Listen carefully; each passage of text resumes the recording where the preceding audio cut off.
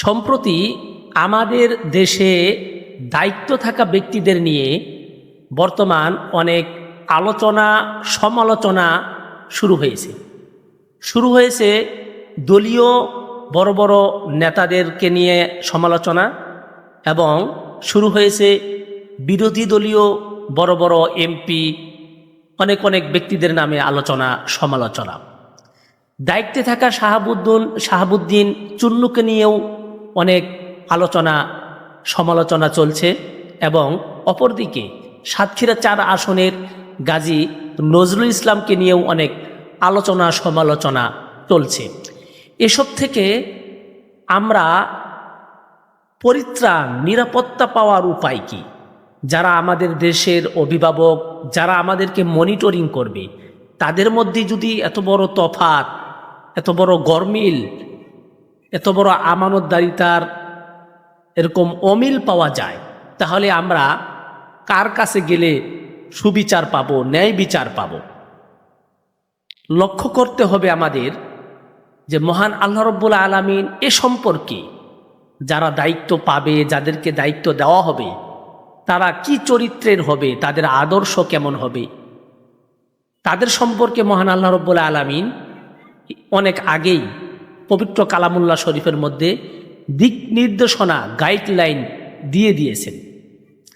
বাংলাদেশের মানুষ তখন সুবিচার পাবে, তখন একটি ভালো অবস্থানে তারা থাকতে পারবে যতক্ষণ এমন ব্যক্তিদের সৎ আচরণে, এমন ব্যক্তিদের সহচরণে, এমন ব্যক্তিদের সহবতে বাংলাদেশের মানুষ যখন আসবে, তখন বাংলাদেশের মানুষ সুবিচার পাবে, ভালো ফলাফল পাবে, শান্তিতে বসবাস করবে। মহান আল্লাহ রাব্বুল আলামিন সূরাতুত তাওবার 119 নম্বর আয়াতের মধ্যে বলে দিয়েছেন, ইয়া আইয়ুহাল্লাযীনা আমানুত্তাকুল্লাহা ওয়া কুনু মা'আস সাদিকিন। হে ঈমানদারগণ, তোমরা সত্যবাদীদের সাথী হও এবং আল্লাহ তাআলাকে ভয় করো।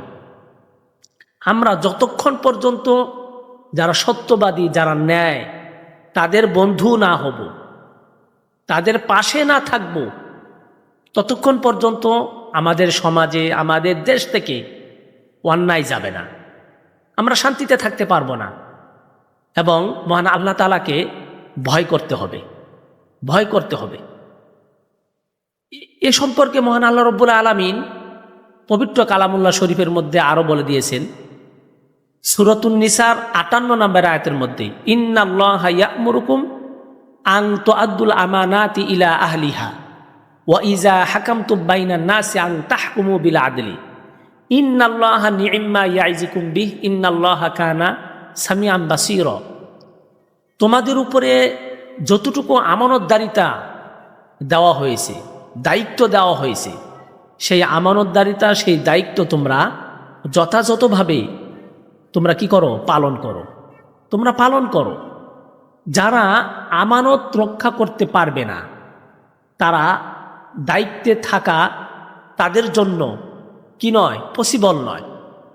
দায়িত্বে থাকা তাদের কোনো যোগ্যতা নেই, দায়িত্ব থাকার মতন তাদের কোনো কাজ নেই। তারাই দায়িত্বে থাকতে পারবে যারা আমানতদারিতা রক্ষা করতে পারবে এবং যারা ওয়াদা পূর্ণ করতে পারবে। আমাদেরকে দেওয়া নানান ওয়াদা তাদের ছিল, এখন যারা ওয়াদা পূর্ণ করতে ব্যর্থ, তারা দায়িত্বে থাকার মতন কোনো অবকাশ তাদের নেই। মহান আল্লাহ রাব্বুল আলামিন সূরাতুল বানী ইসরাঈলের মধ্যে বলে দিয়েছেন যে তোমরা তোমাদের ওয়াদা পূর্ণ করো। আমাদের ওয়াদা কয়জন পূর্ণ করতে পারতেছে? কয়জন পারতেছে?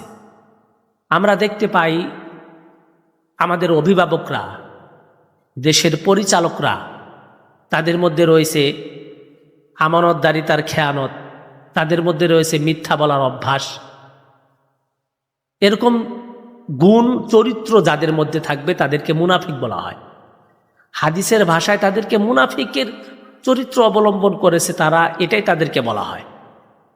এজন্য আসুন আমরা সত্যবাদীদের পাশে থাকি, যারা ইসলাম ভিত্তিক, ইনসাফ ভিত্তিক, তাকওয়ালা ব্যক্তি যারা, তাদের পাশে আমাদেরকে থাকতে হবে।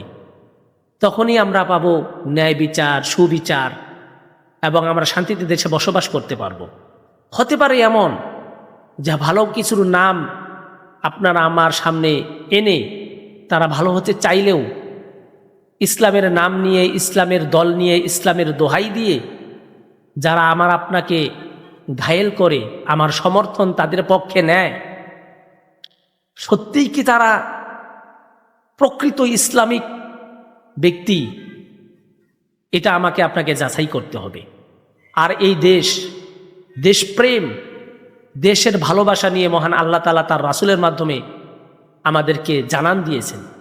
দেশপ্রেম থাকতে হবে আমাদের মাঝে, এবং যারা দেশপ্রেমিক, যারা দেশকে ভালোবাসে তাদের সাথেও আমাদেরকে থাকতে হবে।